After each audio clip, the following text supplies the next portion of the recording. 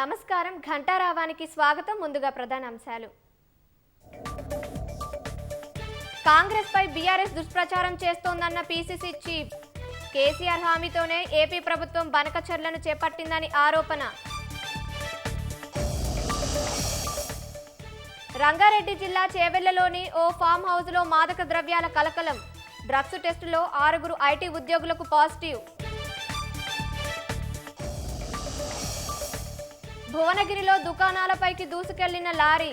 2 మృతి, బ్రేకులు ఫెయిల్ కావడంతో ప్రమాదం.